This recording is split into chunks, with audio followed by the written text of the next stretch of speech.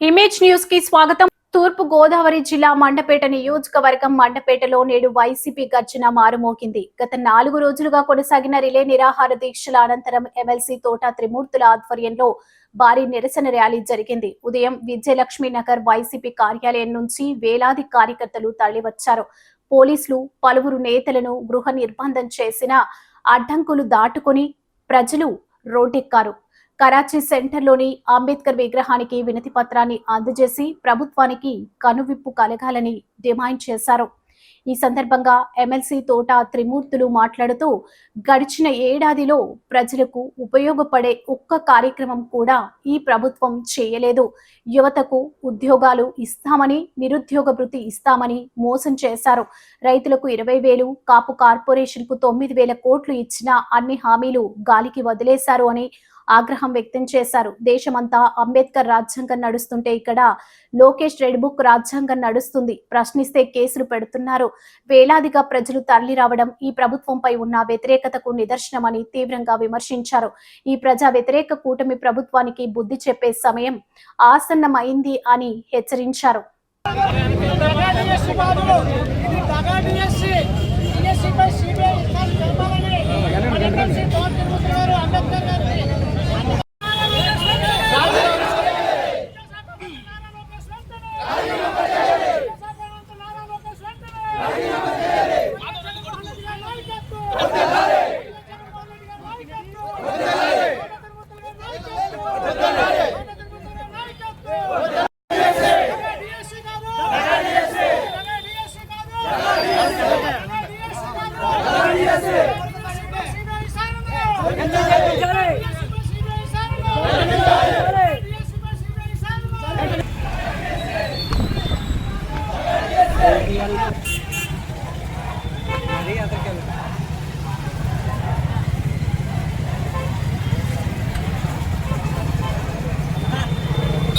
Sir के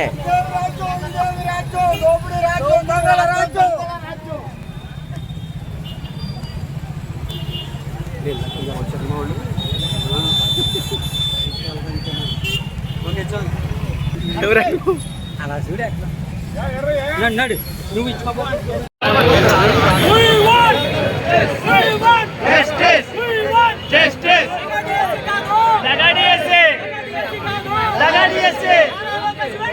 రాజీనామా చేయాలి.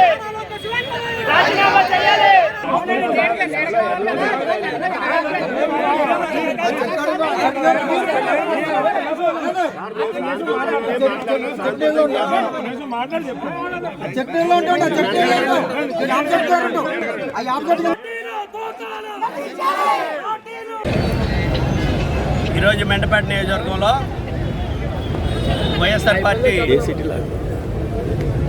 ఈ ప్రభుత్వం చేస్తున్నటువంటి దుర్మార్గాల మీద, ఈ ప్రభుత్వం చేస్తున్నటువంటి హత్య రాజకీయాల పైన, ఈ ప్రభుత్వం చేస్తున్నటువంటి ఈ రాష్ట్రంలో యువతను మోసం చేసినటువంటి డిఎస్సి మీద గత 4 రోజులుగా నిరాహార దీక్షలు చేస్తూ ఈరోజు నియోజకవర్గంలో ఉన్నటువంటి అందరూ కూడా రోడ్డెక్కి ఎవరైతే డిఎస్సిలో జరిగినటువంటి అవతాకుల మీద విచారణ జరిపించాలని, సిబిఐ విచారణ జరగాలని, అదేవిధంగా సిట్టింగ్ జడ్జి చేత ఎంక్వైరీ చేయించాలని, నారా లోకేష్ గారు రాజీనామా చేయాలనేటువంటిది మేము డిమాండ్ చేస్తూ ఈ కార్యక్రమాన్ని చేపడితే, ఈ ప్రభుత్వం నిరంకుశత్వమైనటువంటి ప్రభుత్వం అంబేద్కర్ రాజ్యాంగాన్ని తుంగలో దొక్కుతూ ఇక్కడ రెడ్ బుక్ రాజ్యాంగం మాత్రం అమలు జరుగుతుంది, అంబేద్కర్ రాజ్యాంగం కాదని చెప్పేటువంటి విధంగా మాట్లాడుతున్నటువంటి ఈ ప్రభుత్వానికి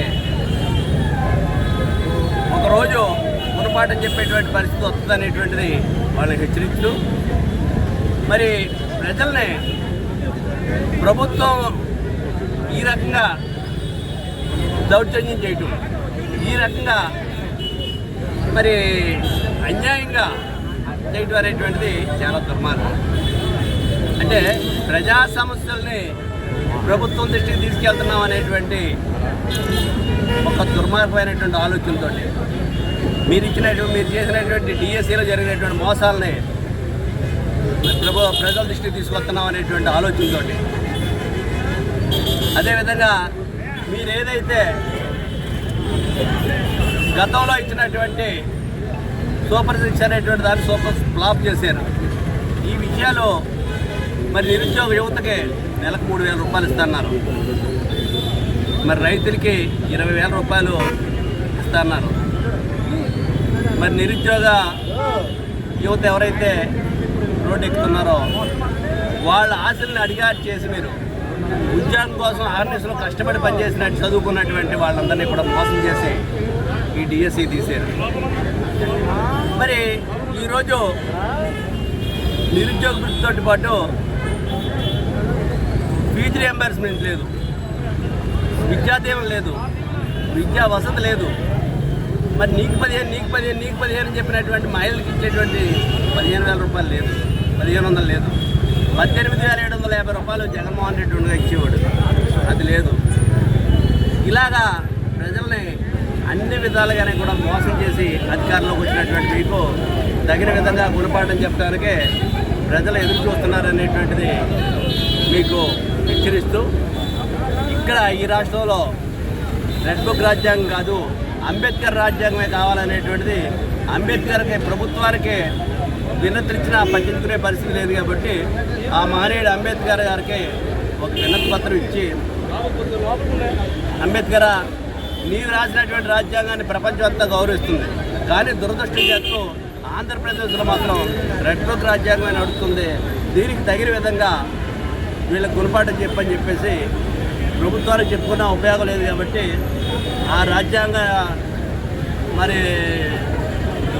రాసినటువంటి అంబేద్కర్ ఎవరైతున్నారో ఆయనకు ఒక వినతి పత్రం ఇచ్చి ఈ కార్యక్రమాన్ని